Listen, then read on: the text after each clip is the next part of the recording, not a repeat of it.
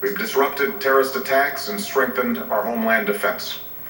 In Afghanistan, we removed the Taliban government, which had given bin Laden and al-Qaeda safe haven and support.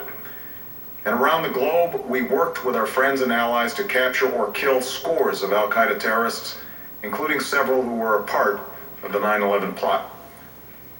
Yet, Osama Bin Laden avoided capture and escaped across the Afghan border into Pakistan. Meanwhile, al-Qaeda continued to operate from along that border and operate through its affiliates across the world. And so shortly after taking office, I directed Leon Panetta, the director of the CIA, to make the killing or capture of bin Laden the top priority of our war against al-Qaeda, even as we continued our broader efforts to disrupt, dismantle, and defeat his network. Then, last August, after years of painstaking work by our intelligence community, I was briefed on a possible lead to bin Laden. It was far from certain, and it took many months to run this thread to ground. I met repeatedly with my national security team as we developed more information about the possibility that we had located bin Laden hiding within a compound deep inside Pakistan.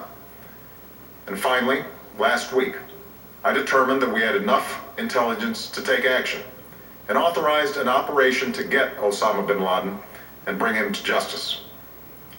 Today, at my direction, the United States launched a targeted operation against that compound in Abbottabad, Pakistan. A small team of Americans carried out the operation with extraordinary courage and capability. No Americans were harmed.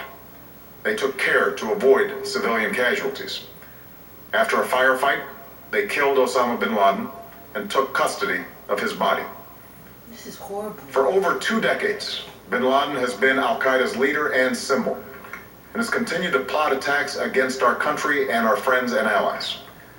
The death of bin Laden marks the most significant achievement to date in our nation's effort to defeat al-Qaeda. Yet his death does not mark the end of our effort.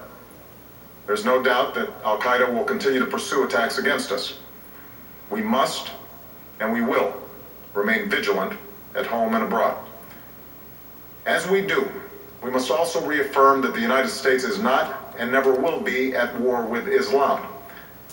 I've made it clear, just as President Bush did shortly after 9/11, that our war is not against Islam. Bin Laden was not a Muslim leader. He was a mass murderer of Muslims. Indeed, al-Qaeda has slaughtered scores of Muslims in many countries, including our own.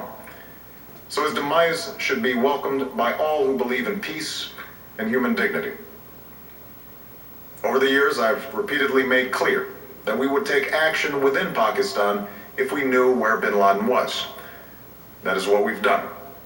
But it's important to note that our counterterrorism cooperation with Pakistan helped lead us to bin Laden and the compound where he was hiding. Indeed, bin Laden had declared war against Pakistan as well and ordered attacks against the Pakistani people. Tonight, I called President Zardari, and my team has also spoken with their Pakistani counterparts. They agree that this is a good and historic day for both of our nations. And going forward, it is essential that Pakistan continue to join us in the fight against al-Qaeda and its affiliates. The American people did not choose this fight. It came to our shores and started with the senseless slaughter of our citizens. After nearly 10 years of service, struggle, and sacrifice, we know well the costs of war. These efforts weigh on me every time I, as Commander-in-Chief, have to sign a letter to a family that has lost a loved one, or look into the eyes of a service member who's been gravely wounded. So Americans understand